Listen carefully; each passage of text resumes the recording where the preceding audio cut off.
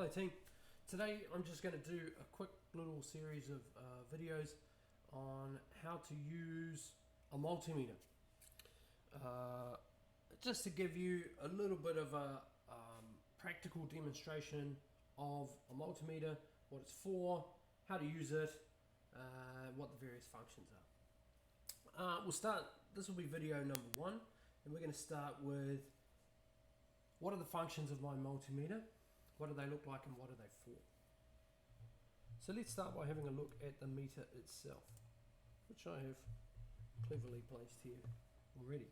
This is my meter, as you can see. It has seen a few wars, literally seen a couple of wars.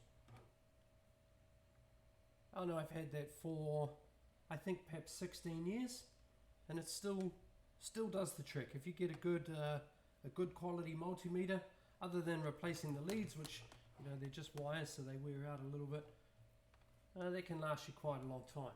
So let's have a look at what we have on the meter itself here. At the top you can see that I've got a little screen. That's where the meter readings and results are displayed, obviously.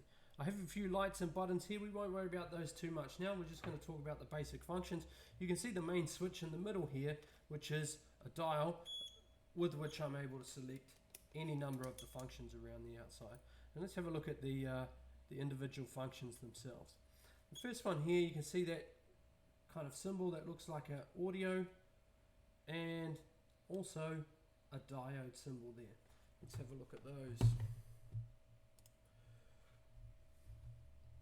If we look here on the screen, you see those symbols represented here. The first one there, that audio symbol, is the continuity or buzzer.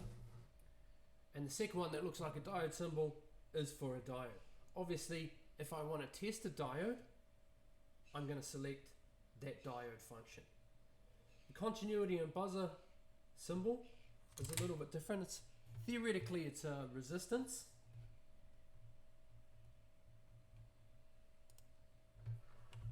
I can select that function there to test for resistance.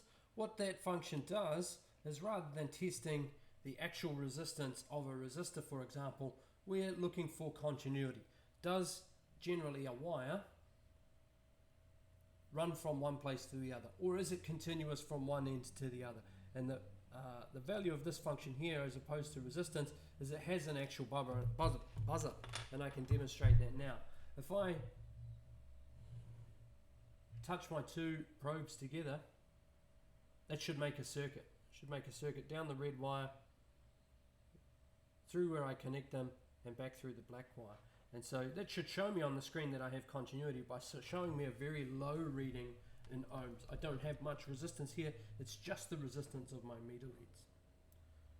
The buzzer selection that we've got it on now will mean that if I do that, it'll make a beeping sound. And in fact, it'll also light up where we can see that.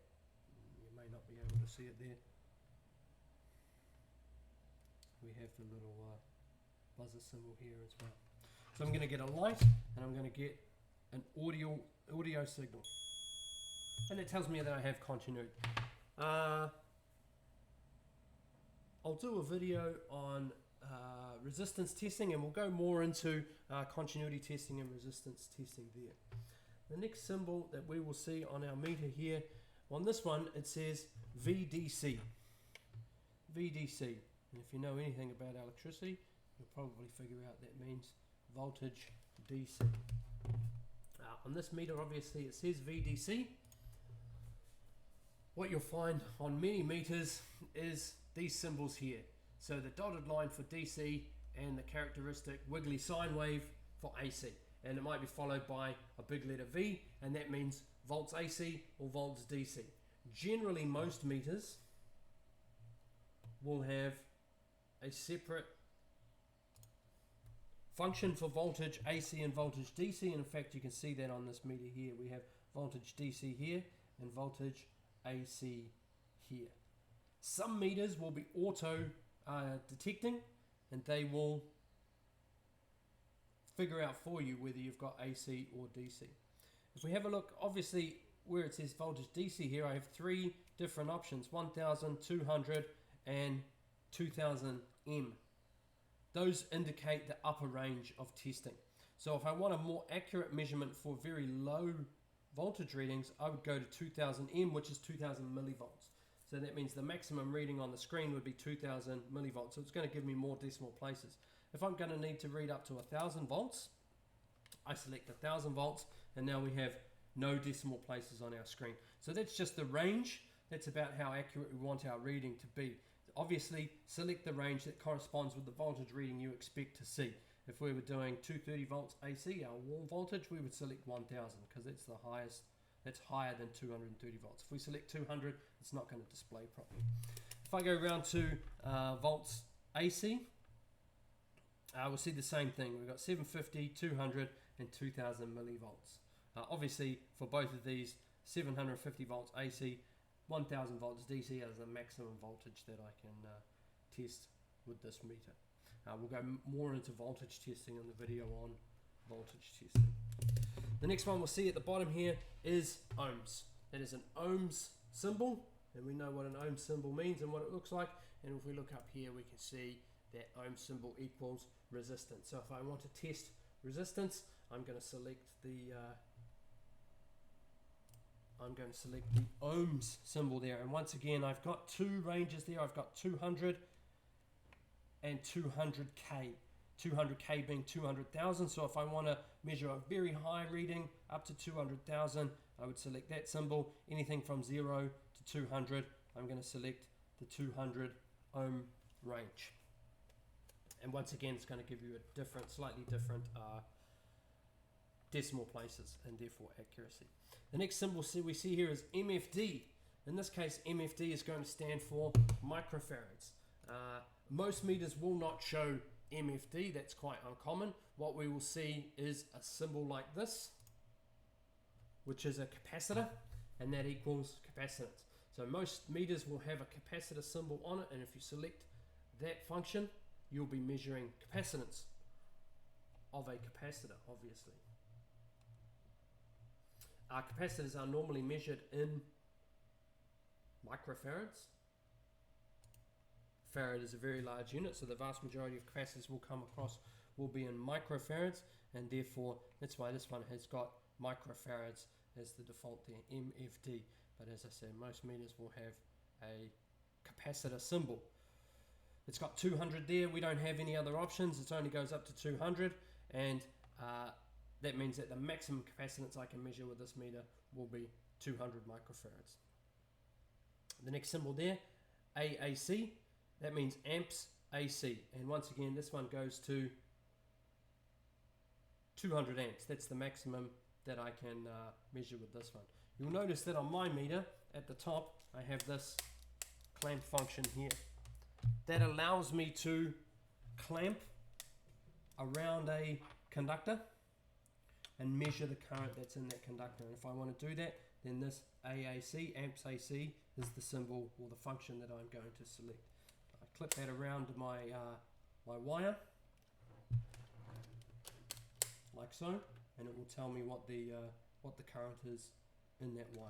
What I don't want to do, if I have a circuit like with a TPS or something with a phase and a neutral, I don't want to clip it around both.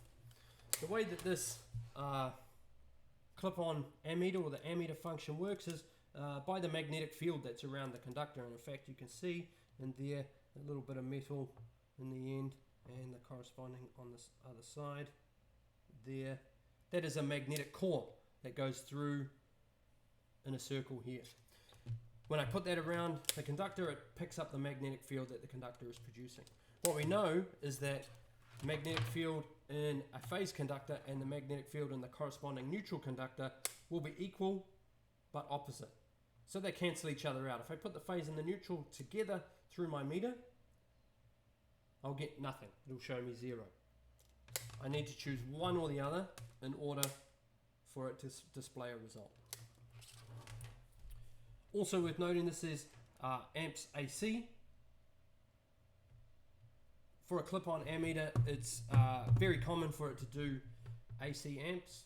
it's quite uncommon for it to do DC amps. It's quite a bit more complicated, so most cheaper meters you'll find don't have a DC current function. It is also very common to find that your clip-on ammeter will be a separate meter. This being integrated into a single multimeter is quite uncommon.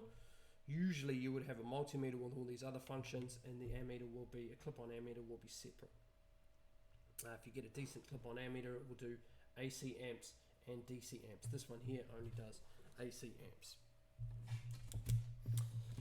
What else about this meter? You can see at the bottom here we have our leads plugged in.